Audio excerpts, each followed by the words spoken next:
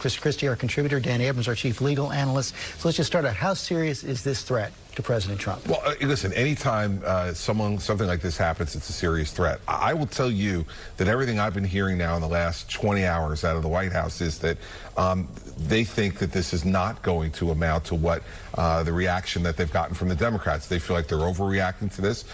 They are now saying they're releasing the transcript unredacted today. They're saying they're going to release the whistleblower complaint and allow the whistleblower to talk to the committees of Congress.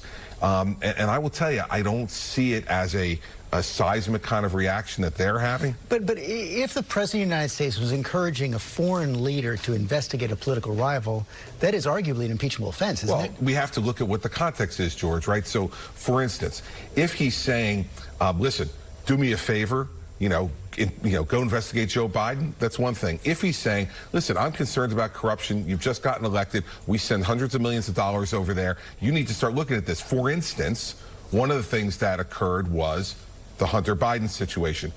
That becomes totally different. So what I'd say to everybody is, let's take a breath, let's read the transcript, and let's read the whistleblower complaint, and then we're going to be able to make some real judgments here. I think the mistake the speaker made was that she jumped at this that quickly when she's been the one who's been the most calm throughout, and she's admitted herself that she hasn't seen either the transcript or the complaint. So how serious is this, and how does it strengthen the hand of the House? Well, first I would just say it would be an odd example to use, right? I mean, Chris is suggesting that the president may have just used it as an example, that, oh, one of the things you might look into is Hunter Biden. I mean, that's the same thing as saying, in effect, you ought to look into that. Now, that doesn't necessarily make it when he knows that that wants military aid. Exactly. So, I mean, look, this happens in trials all the time. There's no specific comment, you ought to do this. There's just the suggestion and the implication, etc.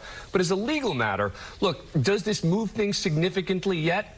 Not really. It moves it a little bit. The closer you can get to a quasi-judicial proceeding, the stronger the argument of the Congress is, meaning they're still trying to get documents. They're still trying to get people to testify, but they've been already trying to do that. And you know what? They already have pretty strong arguments in terms of getting these people there. The fundamental question is going to be, does this expedite the process? Will the court say, now that there's an impeachment inquiry, we need to move things along faster? And that will release more material.